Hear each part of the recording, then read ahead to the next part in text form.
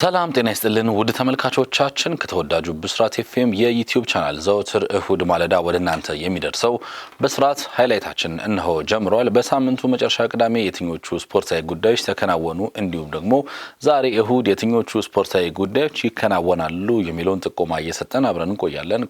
ፕሮግራሙ ጋር ዘውዱ በሬሳ ከመላ ስቱዲዮ ባለሙያዎች ጋር በመሆን አብሬያችሁ እሆናለሁ። በቅድሚያ የምናመራው ወደ ኢትዮጵያ ፕሪሚየር ሊግ ነው። የሲቢኢ የኢትዮጵያ ፕሪሚየር ሊግ 25ኛ ሳምንት ጨዋታዎች ትናንትም በአራት መርሃ ግብሮች ቀጥሎ ውሏል። ከነዚህ መካከል ቅዱስ ጊዮርጊስ በቅርቡ ከገጠመው የፋይናንስ ቀውስ በተለያዩ ድጋፎች እያገገመ ለማገገም ጥረት እያደረገ የሚገኘው ቅዱስ ጊዮርጊስ ለተጫዋቾቹ ደሞዝ ከከፈለ ውዝፍ ደሞዙም ከከፈለ በኋላ የመጀመሪያ ጨዋታውን ትናንትና አድርጓል። በአበበ ቢቂላ ስቴዲየም በተካሄደው ጨዋታ ቅዱስ ጊዮርጊስ ሀዲያ ሆሳዕናን 2-1 በሆነ ውጤት አሸንፎ በቡድኑ ተጫዋቾች መሃል ምን አይነት መነቃቃት እንዳለ ያሳየበትን ውጤት አስመዝግቧል። በጨዋታው የአብስራ ጎሳይ በመጀመሪያው አጋማሽ በ45ኛው ደቂቃ ላይ ጎል አስቆጥረው ጊዮርጊስን መሪ ማድረግ ችለው ነበር። በሁለተኛው አጋማሽ የአብስራ በራሱ መረብ ላይ ደግሞ ጎል አስቆጥረው ሀዲያን አቻ ማድረግ ችሎ ነበር። ሆኖም ግን ጨዋታው ተጠናቀቀ በአቻ ውጤት ተብሎ ሲጠበቅ በባከነ ደቂቃ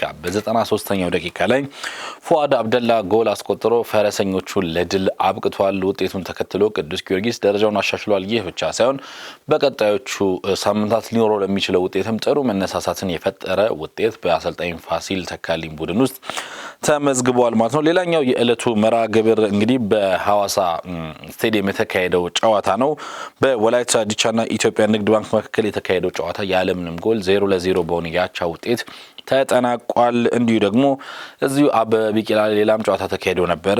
ኢትዮጵያ መድንና ኢትዮጵያ ቡና ጨዋታቸውን አድርገው ነበረ። ቢኒያም ጌታቸው በሁለተኛው አጋማሽ እንደተጀመረ በ47ኛው ደቂቃ ባስቆጠረው ጎል ኢትዮጵያ ቡና የገብረ መድን ኃይሌውን መድንን 1-0 በሆነ ውጤት አሸንፎት መውጣት ችሏል። የዕለቱ የመጨረሻ መርሃ ግብር የነበረው በአዋሳ ኢንተርናሽናል ስቴዲየም መቀሌ ሰባ እንደርታና ሲዳማ ቡና ያደረጉት ጨዋታ ነው። ሲዳማዎች ጨዋታውን 1-0 ሲያሸንፉ ከቅዱስ ጊዮርጊስ በቅርቡ ዝውውሩን ወደ ሲዳማ ያደረገው የፊት መስመር ተጫዋቹ አቤል ያለው ብቸኛውን ጎል ከመረብ አሳርፏል። አቤል ያለው ይህንን ጎል ማስቆጠሩን ተከትለው በሊጉ የኮከብ ጎል አስቆጣሪው ሰንጠረዥ ላይ መሪነቱን ማስቀጠል ችሏል። እንግዲህ ሲዳማም በሊጉ ለዋንጫ የሚያደርገውን ፉክክር ያስቀጠለበትን ውጤት አስመዝግቧል ማለት ነው። ፕሪሚየር ሊጉ የ25ኛ ሳምንት ጨዋታዎች ዛሬም በሁለት መርሃ ግብሮች ይቀጥላሉ።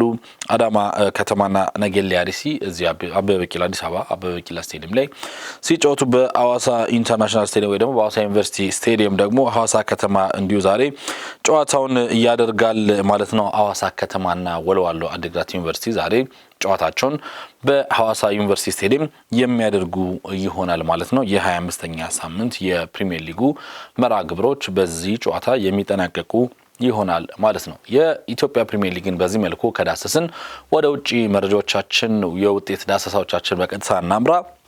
ትናንትና የእንግሊዙ ኤፍኤ ካፕ የሩብ ፍጻሜ ጨዋታዎች ተካሂዶ ነበር። 3 ጨዋታዎች ትናንትና ሲካሄዱ ያልተጠበቁ ውጤቶችም ተመዝግበዋል። ከነዚህ መካከል ከ2 ሳምንት በፊት ለ4 ዋንጫ ይፎካከራል ይባል የነበረው የሚካኤል አርቴታው ስብስብ መድፈኞቹ አርሰናሎች በ2 ሳምንት ልዩነት ከሁለተኛ ውድድራቸው ውጭ ሆነዋል። እንደሚታወሰው ከ2 ሳምንት በፊት በካራቦ ዋንጫ ፍጻሜ በማንቸስተር ሲቲ ሽንፈት ደርሶባቸው ዋንጫውን ማጣታቸው ይታወሳል። አሁን ደግሞ ትናንትና ፍጹም ባልተጠበቀ ሁኔታ በሳውዛምፕተን ሴንት ሜሪ ላይ 2-1 በሆነ ውጤት ሽንፈትን አስተናግደው ወጥተዋል። አርሰናሎች ስቴዋርት በ35ኛው ደቂቃ የቤን ዋይትን ስህተት ተጠቅሞ ጎል አስቆጥሮ ሳውዛምፕተንን መሪ አደረገ። ሆኖም ግን ተቀይሮ የገባው በጋብሪኤል ሄሱስ ተቀይሮ የገባው ቪክተር ዮኬሬስ ጎል አስቆጥሮ አርሰናልን ወደ ጨዋታው የመለሰ ቢመስልም የአርሰናልን ተነሳሽነት የመለሰ ቢመስልም ሼህ ቻርልስ በ85ኛው ደቂቃ ያስቆጠራት ጎል ለቅዱሳኖቹ ሳውዛምፕተኖች አሸናፊነት ትልቁን ድርሻ ተወጣለች።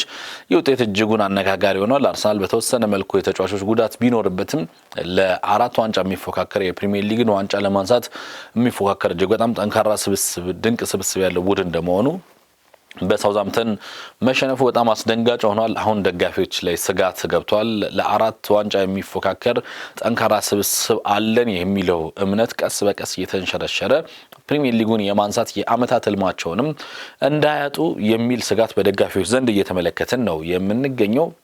አሰልጣኝ ሚኬል አርቴታ ተጫዋቾች የሚችሉትን ሁሉ አድርገዋል፣ ተጠያቂው ኃላፊነቱን መውሰድ ያለብኝ እኔ ነኝ። ለአራት ዋንጫ ስንፎካከር ድል ስናደርግ ተጫዋቾቼን እያመሰገንኩኝ በችግር ጊዜ ደግሞ እነሱን ልከዳ አልችልም። እዚህ ጨዋታ ላይ ለመድረስ ብዙ ዋጋ የከፈሉ ተጫዋቾች አሉ ሲል አስተያየቱን አድርሷል።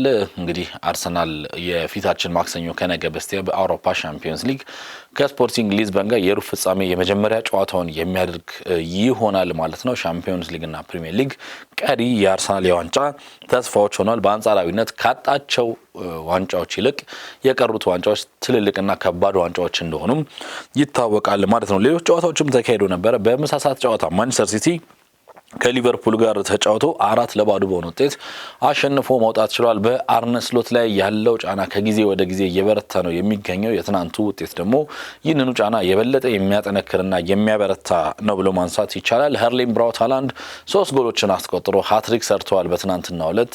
ሄርሊንግ ብራውት ሃላንድ እንግዲህ ሊቨርፑል ላይ ጎል ለማስቆጠር ይቸገራል የሚባልለት አይነት ተጫዋች ነው። ከዚህ በፊት ካሉት ስታቶች በመነሳት ሌሎች ቡድኖች ላይ ከሚያስቆጥራቸው ጎሎች ቁጥር በመነሳት ሊቨርፑል ይከብዷል የሚባል ተጫዋች ነበረ። ትናንትና ግን ሃትሪክ ሰርቶ መውጣት ችለዋል። ሴሜኒዮ አንዷን ቀሪ ጎል ደግሞ አስቆጥሯል። ሲቲ 4-0 በሆነ ውጤት አሸንፎ ወደ ግማሽ ፍጻሜው ማለፍ ችለዋል ማለት ነው። እንግዲህ እንደሚታወቀው ሲቲ የካራቦ ዋንጫ ሻምፒዮን ነው።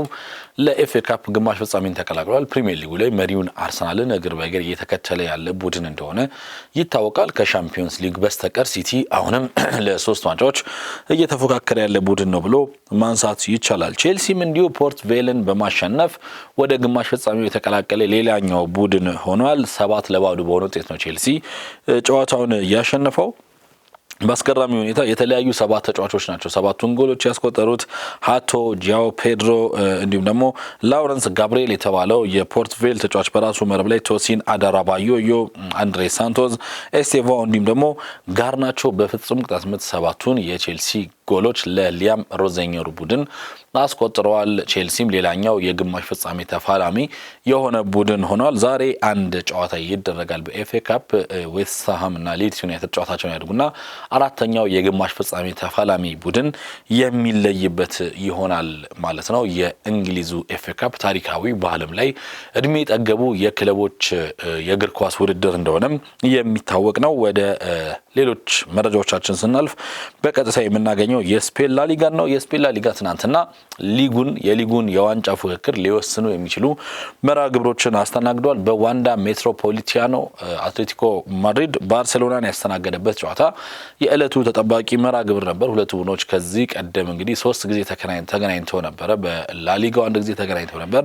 እንዲሁም ደግሞ በስፔን ሱፐር ካፕ በደርሶ መልስ እንግዲህ አትሌቲኮ ማድሪድ ማለፉ የሚዘነጋ አይደለም። ትናንትና 4ኛ ጨዋታቸውን ያደረጉት በሚገርም ሁኔታ ደግሞ የአውሮፓ ሻምፒዮንስ ሊግ የሩብ ፍጻሜ ተፋላሚዎች ናቸውና ዘንድሮ 6 ጊዜ ይጫወታሉ ማለት ነው ቢያንስ እነዚህ ቡድኖች ማለት ነው። ትናንትና ባርሳ በ30ኛ ሳምንት ጨዋታ አትሌቲኮን እንግዲህ ከሜዳ ወጥቶ ገጥሞ 2-1 በሆነ ውጤት አሸንፎት መመለስ ችሏል። በጨዋታው ጎል በማስቆጠር ቀዳሚ የነበሩት አትሌቲኮች ነበሩ። በሲሚዮኒ አማካኝነት በአሰልጣኝ ዲዬጎ ሲሚዮኒ ልጅ ጎል አማካኝነት መሪ መሆን ችለው ነበረ። የጁሊያኖ ሲሞኒ ጎል ግን በመሪነት ብዙ አላዘለቃቸውም። ከ3 ደቂቃዎች በኋላ ማርከስ ራሽፎርድ እንግሊዛዊው የቀድሞ የማንቸስተር ዩናይትድ ተጫዋች ማርከስ ራሽፎርድ ጎል አስቆጥሮ ጨዋታውን ወደ አቻነት መለሰው። የመጀመሪያው አጋማሽ በዚህ ውጤት ተጠናቀቀ። ታዲያ የመጀመሪያው አጋማሽ ሊጠናቀቅ ሰከንዶች ሲቀሩት በአትሌቲኮ ማድሪድ በኩል ኒኮ ጎንዛሌዝ በቀይ ካርድ ከሜዳ መወገዱ የሁለተኛው አጋማሽ ጨዋታ ቀያሪ ወይ ደግሞ የመንፈሱ ቀያሪ ነው ብሎ ማንሳት ይቻላል። በሁለተኛው አጋማሽ ታዲያ ሮበርት ሌቫንዶቭስኪ ተቀይሮ ገብቶ በማርከስ ራሽፎርድ በ87ኛው ደቂቃ ጎል አስቆጥሮ ለብሉ ግራናዎቹ ለሃንሲ ፍሊኩ ባርሴሎና እጅግ በጣም ጣፋጭ 3 ነጥብ እንዲያስመዘግብ ረድቶታል። ለባርሳ ድሉን የበለጠ ጣፋጭ ያደረገው ደግሞ ከስር ሆኖ በ4 ነጥብ ዝቅ ብሎ ይከተለው የነበረው ሪያል ማድሪድ ከዚህ ጨዋታ ቀደም ብሎ ከማዮርካ ጋር ያደረገውን ጨዋታ መሸነፉ ነው። በዚህ ምክንያት ልዩነታቸው ወደ 7 ሰፍቷል ማለት ነው። ማዮርካ ሪያል ማድሪድ በሜዳው አስተናግዶ 2-1 በሆነ ውጤት አሸንፎታል። ሞራሌስ በ41ኛው ደቂቃ በመጀመሪያው አጋማሽ ጎል አስቆጥረው በጨዋታው ሪያል ማዮርካን መሪ ማድረግ ችሎ ነበር። ሆኖም ግን 88ኛው ደቂቃ ላይ ኤደር ሚሊታው ጎል ሲያስቆጥር ሪያል ማድሪድ አቻ የሚሆንበት ድል የመጣ ይመስል ነበር። ሆኖም ግን ጨዋታው በአቻ ውጤት ተጠናቀቀ ተብሎ ሲጠበቅ በ91ኛው ደቂቃ ሙሪኪ ጎል አስቆጥረው ሪያል ማዮርካዎችን በሪያል ማድሪድ ላይ ጣፋጭ ድል እንዲጎናጸፉ ማድረግ ችሏል። በዚህ ውጤት እንግዲህ ሪያል ማድሪድ በስፔን ላሊጋ ያለው ተስፋ መንምኗል። ከዚህ በኋላ 8 ሳምንት ነው ጨዋታው የሚቀራቸው።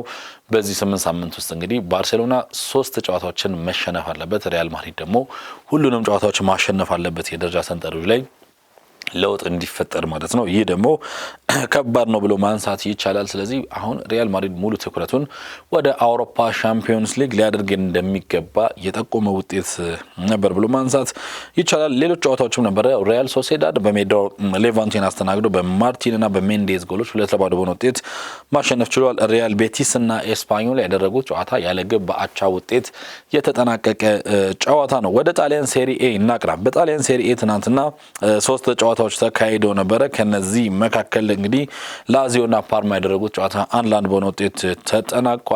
ከዛ በተጨማሪ ሳሱሎ ካግሊያሪን 2-1 በሆነ ውጤት ሲያሸንፍ ሄላስ ቬሮና በፊዮረንቲና 1-0 ተሸንፈዋል። ፊዮረንቲና ውጤቱን ተከትሎ ከወራጅ ቀጠናው ቀስ በቀስ እየሸሸ ያለ ቡድን ሆኖ 15ኛ ደረጃ ላይ መቀመጥ ችሏል። እንደምናስታውሰው በጣሊያን ሴሪ 16 ሳምንት ጨዋታዎች ተካሂደው ፊዮረንቲና አንድም ጨዋታ ማሸነፍ ያልቻለ 20ኛ ደረጃ ላይ መቀመጥ የቻለ ቡድን ነበር። አሁን ግን ቀስ በቀስ ውጤቶች እየተሻሻሉ ነው የሚገኙት። አሁንም በፋጂዮሊ ጎል 1-0 በሆነ ውጤት አሸንፎ ደረጃውን ወደ 15 ማሻሻል ችሏል። ወደ ጀርመን ቡንደስሊጋ እናቅና።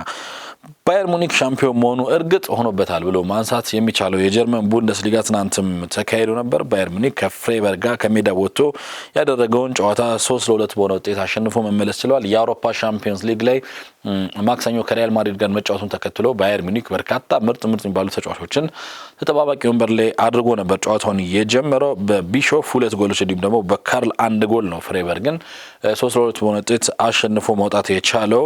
በ28ኛ ሳምንት ላይ ደርሰዋል። እንግዲህ በሁለቱ ክለቦች መካከል ያለው የነጥብ ልዩነት 9 ነው። ይህንን ተከትሎ ባየር ሙኒክ ሻምፒዮን መሆኑ አይቀሬ ነው ብሎ ማንሳት ይቻላል። ባየር ሌቨርኩሰን ከቮልስበርግ ጋር ያደረጉትም ጨዋታ የዕለቱ መርሃ ግብር ነበር። 6-3 የተጠናቀቀ 9 ጎሎች የተቆጠሩበት ጨዋታ ነው። በጨዋታው እጅግ በጣም በአስገራሚ ሁኔታ ቮልስበርጎች 3-0 ይመሩ ነበረ። ሆኖም ግን ከ3-0 ተመሪነት ተነስተው ነው ሌቨርኩሰኖች በግሪማልዶ 2 ጎሎች፣ በፓትሪክ ሺክ፣ በኤድሞንድ ታፕሶባ፣ በማዛና በቲልማን 6 ጎሎች 6-3 በሆነ ውጤት አሸንፎ ውጤቱን ቀልብሰው መውጣት የቻሉት። ባየር ሙኒክን እየተከተለ ሁለተኛ ደረጃ ላይ የሚገኘው ቦሩሲያ ዶርትሙንድ ከሜዳ ወጥቶ ከስቱትጋርት ጋር ተጫውቶ 2-0 በሆነ ውጤት አሸንፎ መመለስ ችሏል። ካሪም አዲየሚ እንዲሁም ጁሊያን ብራንት ሁለቱን ጎሎች በ94ኛውና በ96ኛው ደቂቃ ጨዋታው አለቀ ተብሎ በሚጠበቅባቸው ሸረፍራፊ ሰከንዶች ላይ ነው ማስቆጠር እየቻሉት። ከዛ በተጨማሪ ቨርደር ብሬመን በሜዳው በአርቢ ላይፕዚግ 2-1 የተሸነፈበት ጨዋታም የሚጠቀስ ነው። ከዕለቱ መርሃ ግብሮች መካከል ኑሳና ሮሙሎ የአርቢ ላይፕዚግን ጎሎች ከመረብ አሳርፈዋል። ሞንቼግላድባ ከሃይድኔም 2-2 የተጠናቀቀ ጨዋታ ነው። ሃምበርግ ከሆፈኔም አንድላንድ እንዲሁም ደግሞ ሃምበርግ ከኦስበርግ አንድላንድ እንዲሁም ደግሞ ሆፈኔም በሜዳው በሜንዝ 2-1 በሆነ ውጤት የተሸነፉባቸው መርሃ ግብሮች ከዕለቱ የጀርመን ቡንደስሊጋ መርሃ ግብሮች መካከል የሚጠቀሱ ነበሩ። ውድ ተመልካቾቻችን ትናንት የተካሄዱ የተለያዩ ስፖርታዊ እግር ኳሳዊ ክንውኖችን ተመለከትን። ዛሬ የትኞቹ ጨዋታዎች የትኞቹ ተጠባቂ መርሃ ግብሮች ይከናወናሉ የሚለውን ጥቆማ አነስታችሁና የዕለቱን ፕሮግራማችንን እናጠናቀቃለን። ዛሬ በስፔን ላሊጋ 4 ጨዋታዎች ይካሄዳሉ። ሄታፌ ከአትሌቲኮ ቢልባኦ እንግዲህ 9 ሰዓት ላይ የሚጀምር ጨዋታ ነው። 11 ሰዓት ከሩብ ቫሌንሺያ በሜስቲያ ሴልታ ቪጎን ያስተናግዳል። ሪያል ኦቬዶ 1 ሰዓት ተኩል ከሴቪያ ሲጫወት፣ ዲፖርቲቮ አላቬስና ኦሳሱና ምሽት 4 ሰዓት ላይ ጨዋታቸውን ያደርጋሉ። የአውሮፓ ሻምፒዮንስ ሊግ መርሃ ግብሮች መኖራቸውን ተከትሎ በስፔን ላሊጋ ሁለቱም ትልቅ ቡድኖች ማለት ነው ሪያል ማድሪድም ባርሳም በአንድ ቀን ተጫውተዋል። የተለመደው አንደኛው ቡድን ቅዳሜ አንደኛው ቡድን እሁድ የሚጫወትበት መርሃ ግብር ነበር ከቴሌቪዥን ገቢ ጋር በተያያዘ። አሁን ግን ቡድኖቹ በአውሮፓ ሻምፒዮንስ ሊግ እንደመሳተፋቸው እረፍት አድርገው እንዲመጡ በማሰብ በሚመስል መልኩ ሁለቱም ቡድኖች ትናንት ቅዳሜ ተጫውተዋል፣ አትሌቲኮ ማድሪድን ጨምሮ ማለት ነው። ስለዚህ ዛሬ ያን ያህል የዋንጫ ፉክክሩ ላይ ለውጥ የሚፈጥሩ ጨዋታዎች አይካሄዱ ማለት ነው። ወደ ጣሊያን ሴሪኤ ስናቀና ግን እጅግ በጣም ተጠባቂ ጨዋታ በሳንሴሮ ዩሴፔ ሜአዛ ይካሄዳል። ኢንተር ሚላንና ሮማ ይጫወታሉ። ኢንተር ሚላን ባለፉት ጥቂት ሳምንታት የውጤት መንሸራተቶች እየገጠሙት ነው የሚገኙት።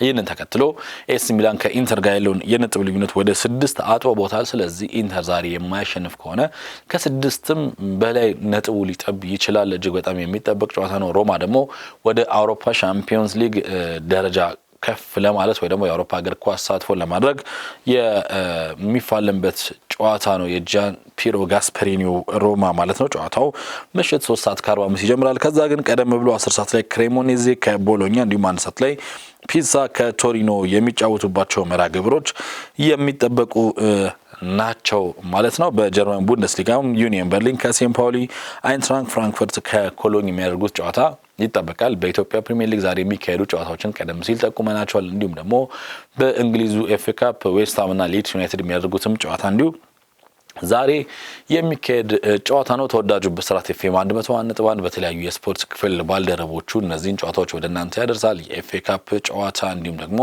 የጣሊያን ሴሪ ኤ ጨዋታዎችን በቀጥታ በተለያዩ የስፖርት ክፍል ባልደረቦቻችን እንድትከታተሉ እየጋበዝን እኛ ግን የዛሬውን ብስራት ሃይላይታችንን እዚህ ጋር እናጠናቅቃለን። ፕሮግራሙን እየመራው ዘውዱ በሬሳ፣ በካሜራው ምህረት መሰለ አብረን ነበርን። በቀጣዩ ፕሮግራም እስክንገናኝ ድረስ ቸር ይግጠመን።